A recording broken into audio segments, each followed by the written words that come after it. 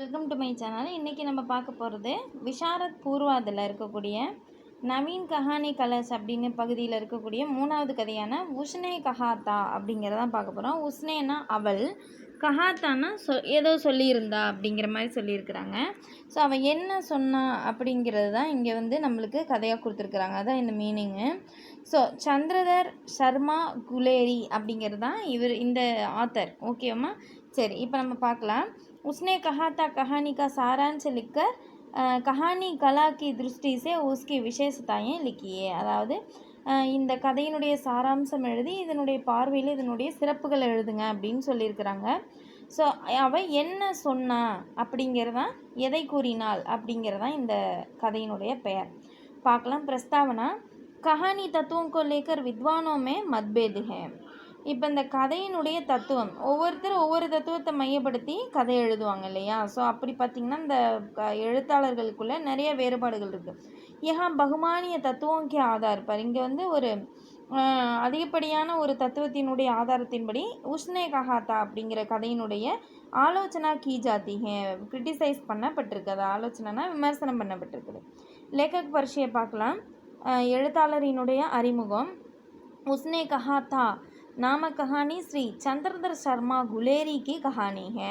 இந்த கதையினுடைய கதையாசிரியர் யார் அப்படின்னு பார்த்தீங்கன்னா சந்திரதர் சர்மா குலேரி அப்படிங்கிறவர் தான்.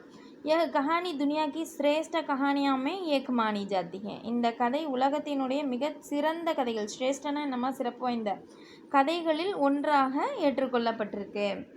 குலேரி ஜி की मात्र 3 कहानियाँ प्रकाशित हुई हैं. அவரினுடைய வெறும் 3 கதைகள் தான் அச்சிடப்பட்டிருக்கு, வெளியிடப்பட்டிருக்கு. இன்கா அதிகாம்ச சாகித்ய அப் தக் அப்பிரகாசித் ஹே. இவருடைய நிறைய வகையான இலக்கியங்கள் இன்ன வரைக்குமே வெளியிடப்படலை அப்படின்னு சொல்லியிருக்கிறாங்க. சீர்ஷக் பாருங்கள், தலைப்பு. இதை நீங்கள் எங்கே எழுதணும் அப்படின்னு பார்த்தீங்கன்னா உத்தேசம் எழுதுவீங்க இல்லையாம்மா? பாருங்கள், இந்த மாதிரி ஒவ்வொரு டாப்பிக்காக கொடுத்து கடைசியில் உத்தேசம் எழுதுறீங்க இல்லையா? அதுக்கு மேலே தான் நம்ம சீர்ஷக் எழுதணும். அதுக்கப்புறம் உத்தேசம் எழுதி உபசம்ஹார் முடிக்கணும்னு சொன்னாங்க. நீங்கள் அது மாதிரி ஃபாலோ பண்ணிங்க. உங்கள் ஆசிரியர் எப்படி சொல்கிறாங்களோ அந்த மாதிரி ஃபாலோ பண்ணிக்கிங்க. சீர்ஷக் பார்க்கலாம். தலைப்புன்னு அர்த்தம். கஹானி கி சஃபல்தா கி பஹலி சீடி உஸ்கா சீர்ஷக் ஹோத்தா ஹே. ஒரு கதையினுடைய வெற்றிக்கு முதல் படி எது அப்படின்னு பார்த்திங்கன்னா அதனுடைய தலைப்பு தான். எக் சீர்ஷக் படுத்தே ஹி ஹமாரே தில் மே கயி சவால் பைதா ஹோத்தே ஹே. இந்த தலைப்பை படித்த உடனே தான் நம்ம மனசில் நிறைய கேள்விகள் ஏற்படுது. என்னென்னா ஜெய்சே போன்ற, எது போன்ற, கிஸ்னே கஹாத்தா யார் சொன்னாங்க, கிஸ்ஸே கஹாத்தா யாருக்கிட்ட சொல்லியிருந்தாங்க, கியா கஹாத்தா என்ன சொல்லியிருந்தாங்க, இப்படிங்கிற கேள்வியெல்லாம் நம்மளுக்கு வரும். இப்போ பாருங்கள், இந்த கதையை படித்த உடனே நம்மளுக்கு என்ன தான் தோணுது? கண்டிப்பாக ஏதோ என்ன சொல்லியிருப்பாங்க அப்படிங்கிற மாதிரி நம்மளுக்கு தோணுது இல்லையா? அதுதான் ஹம் இன் சவாலுங்கோ ஜவாப் ஜானே கேலியே, நம்ம இந்த கேள்விகளுக்கான பதிலை தெரிஞ்சுக்கிறதுக்காகவே பூரி கஹானி ஏக் ஹி தம்மே படுத்தேங்க, முழு கதையும் ஒரே மூச்சாக நம்ம படிச்சிருவோம். சூபேதார்னி ஜோ கஹதி ஹே, நம்மளுடைய சூபேதார்னி என்ன சொன்னாலோ லக்னா சிங், அதாவது லக்னா சிங் தான் இங்கே லக்னான்னு ஷார்ட்டாக கொடுத்துருக்காங்க, உஸ்கோ பூரா கர்த்தா ஹே. லக்னா சிங் அதை முழுமையாக செஞ்சான். इसलिए इस कहानी के लिए एक शीर्षक उत्तम शीर्षक है. ஆகையால் இந்த கதைக்கு இந்த தலைப்பு மிக பொருத்தமானது அப்படின்னு கொடுத்துருக்குறாங்க. ரொம்ப நல்ல கதையாக இருக்கும்.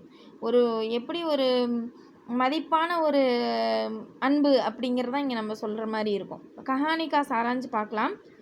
अमृतसर में लखना सिंह नामक 12 साल का एक लड़का था. அம்ருத்சரில் லக்னா சிங்னு பெயர் கொண்டே 13 வயதுடைய ஒரு பையன் இருந்தான். वह रोज बाजार में 8 साल की एक लड़की से मिलता था. அவன் டெய்லியும் கடைத்தெருவில் 8 வயது உள்ள ஒரு பெண்ணை ஒரு பாப்பா, ஒரு குட்டி பொண்ணை டெய்லி சந்திச்சிட்ருக்கிறான்.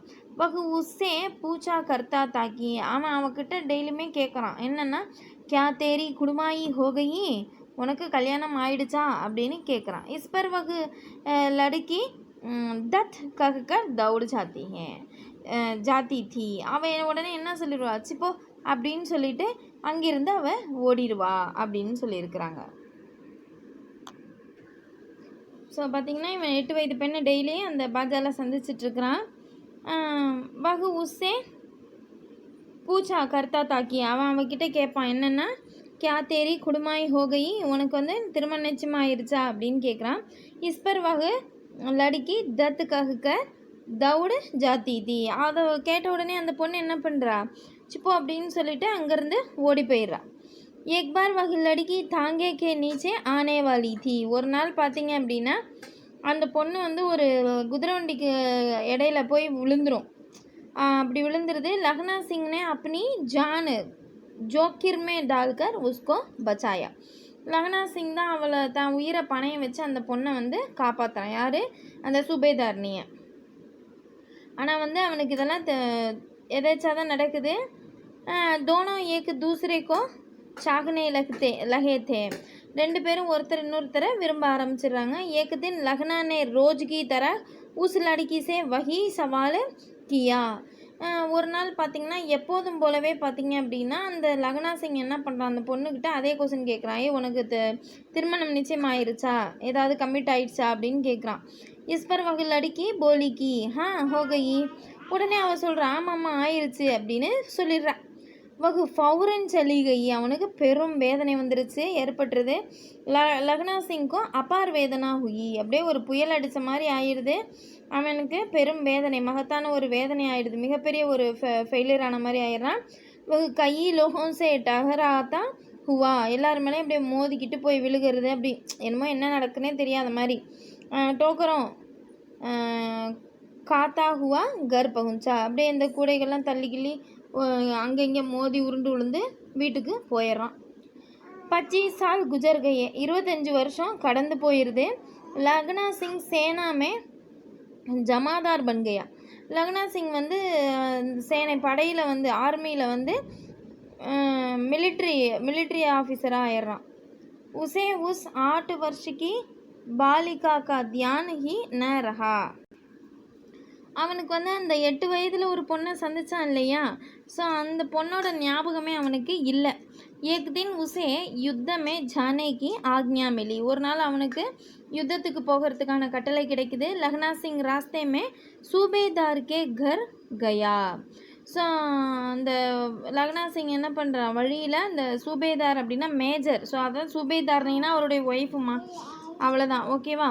ஸோ சூபேதார் மேஜருடைய வீடை போய் அடையிறான். सूबेदार की पत्नी लखना सिंह की बाल பிரயஷிதி. அந்த மேஜர் இருக்கார் இல்லையா சூபேதார், அவருடைய மனைவி பார்த்திங்கன்னா லக்னா சிங் விரும்பினா இல்லையா, அந்த விரும்பிய அந்த பெண்ணாக தான் இருந்தாங்க. உஸ்னே லக்னா சிங்को पुरानी बातें याद दिलाई. और कहा कि मेरे पति और बेटा போதா சிங் दोनों युद्ध में जा रहे हैं. அதாவது என்ன ஆகுதுன்னா, உஸ்னே லக்னா சிங்को புராணி, அதாவது அவள் என்ன பண்ணுறான்னா லக்னா சிங்குக்கு வந்து புராணி பார்த்தேன், அந்த பழைய விஷயங்களெல்லாம் நினைவுபடுத்துகிறா.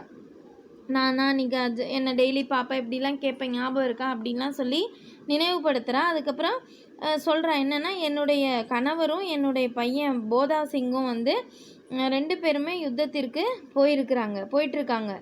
ஜிஸ் தரக் தும்னே முஜே தாங்கே கே நீச்சே தப்னே சே பச்சாயா. நீ எப்படி என்ன நான் குதிரை வண்டியிலேருந்து அடிபடும்போது நான் அடிபடாமல் என்ன நீ காப்பாற்றினியோ, உசி தரக் அதே மாதிரி மேரே பத்தி ஒரு பேட்டேக்கோ பச்சானா, என்னுடைய பையனையும் கணவரையும் கூட அதே மாதிரியே நீ காப்பாற்று அப்படின்னு சொல்லிடுறா. மே உன்கி ரக்ஷா கா பார் தும்கோ சம்தி ஹூம். நான் வந்து அவங்கள காப்பாற்றுற அந்த ஒரு பாரத்தை உங்ககிட்ட ஒப்படைக்கிறேன் அப்படின்னு சொல்கிறான். லக்னா சிங் சூபேதார் ஹஜாரா சிங் உஸ்கா பேட்டா போதா சிங் சப் யுத்தமே கய.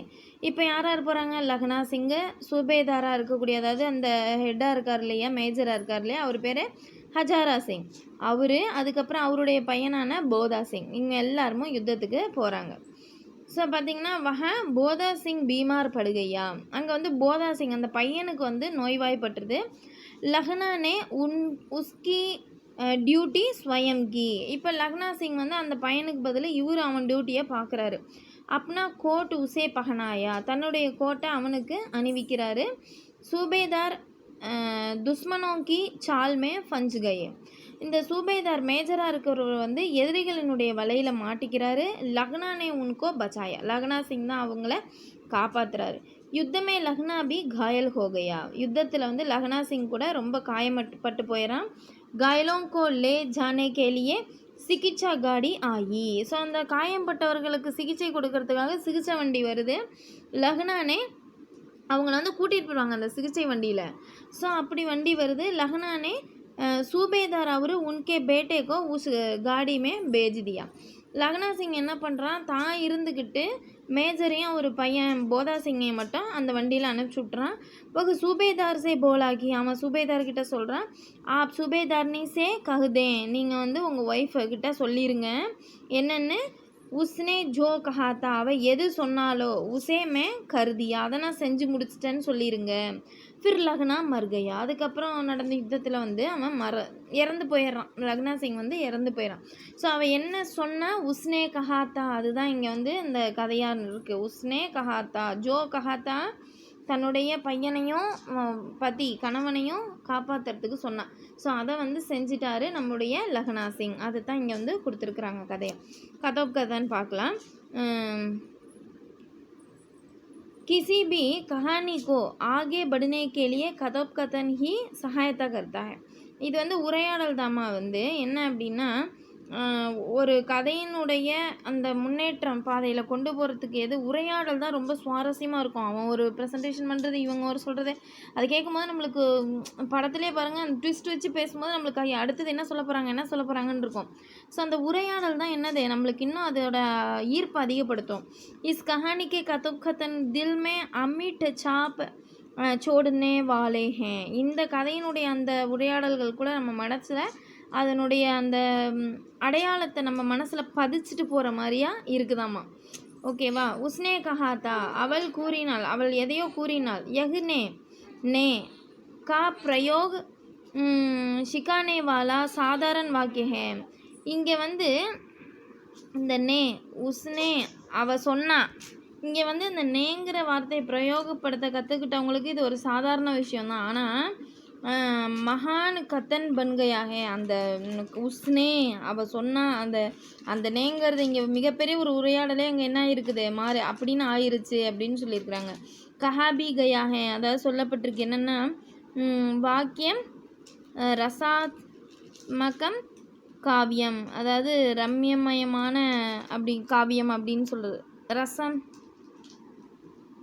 ரொம்ப சுவாரஸ்யமான வாக்கியம் அப்படின்னு சொல்லுவோம் இல்லையா அதுதான் ஸோ வார்த்தை பார்த்திங்கன்னா எத்தனோண்டு தான் ஆனால் அதில் உள்ள மகத்துவம் வந்து அதிகமாகிடுறது பாத்திர சித்திரன் அதாவது கேரக்டர்ஸ் பார்த்திங்கன்னா லக்னா சிங் கி கஹானி ஹே இது வந்து லக்னா சிங்கினுடைய ஒரு கதையாக தான் இருக்குது சுட்பன் கி பிரேயசி கே சுக்குமை ஜீவன் கேலி அதாவது சுட்பண்ணன் குழந்தை பருவத்தினுடைய அந்த விரும்பின அந்த பொண்ணுக்காக அவள் நல்லா இருக்கணுங்கிறதுக்காக அவளுடைய வாழ்க்கைக்காக அப்படி ஜான் தேனேவாலே தன்னுடைய உயிரை கொடுத்து சச்சே பிரேமிக்கே ரூப்மே ஒரு நல்ல ஒரு அன்பானவன்கிற வடிவத்தில் உஸ்கா சித்திரன் ஹுவாக அவருடைய கேரக்டர் இருக்குது அந்நிய பாத்திரங்கா கொய் மகத்துவம் நகிக இங்கே வேறு யாரோட கேரக்டருக்கும் ரொம்ப முக்கியத்துவம் இல்லை ஃபிர்பி யதா சம்பவ் உன்கா சித்திரன் ஹுவாக என்றவரை இவருடைய சித்திரன் வந்து ரொம்ப அழகாக கொடுத்துருக்குறாங்க ரொம்ப ரம்யமாக நம்மளுக்கு கொடுத்துருக்குறாங்க பாஷா செயலி மொழிநடை பாருங்கள் एक वीर और उदार शीख की कहानी है இது வந்து ஒரு வீரம் மற்றும் ஒரு தாராள மனம் கொண்ட ஒரு சீக்கியர்கள் அவரினுடைய ஒரு கதை इसलिए பஞ்சாபி பாஷாக்கே சப்தோं का प्रयोग हुआ है அதனால் இந்த பஞ்சாபி மொழியினுடைய வாக்கியங்கள் வந்து அங்கே அதிகமாக யூஸ் பண்ணப்பட்டிருக்கு एक शैली कहानी को और भी मनोहर बनाती है இது வந்து இந்த கதைக்கு இன்னும் கூட அழகு கொடுக்குற மாதிரி அமைஞ்சிருக்குது அப்படின்னு சொல்லியிருக்கிறாங்க கஹானிக்கு கட்னாயே சில்சிலேவார் நஹி ஹே இந்த கதையினுடைய நிகழ்ச்சிகள் வந்து பார்த்திங்கன்னா தொடர்ச்சியாக இல்லையா ஆனால் வந்து ஏக்கு சித்திரக்கே பிகரே டுக்கடோங்கே சமான ஹே ஒரு படத்தினுடைய சிதறிய ஒரு பாகங்கள் மாதிரி தான் இருக்குதாம் துண்டு துண்டாக இருக்குதாம்மா அந்தமே சப்பு டுக்கடே சஹி டங்கு சே जुड़ते हैं तो पाठकों को विस्मत होता है கடைசியில் பார்த்திங்கன்னா அந்த எல்லா துண்டுகளும் வந்து சரியான முறையில் வந்து இணைக்கப்பட்டிருக்கு அப்படி வந்து நம்ம படிக்கிறவங்களுக்கு வந்து எல்லாமே அப்படியே கரெக்டாக ஃபிட் ஆகி கரெக்டாக வந்துடுது ஏக செயலி அனுப்பம் ஹே இந்த ஒரு நடை வந்து ரொம்ப ஒப்பற்றதாக இருக்குது அப்படின்னு கொடுத்துருக்குறாங்க. இப்போ வந்து தேஸ்கால் கொடுத்துருக்காங்க, அதாவது எந்த நாடு எந்த காலத்தில் நடந்தது அப்படிங்கிற மாதிரி.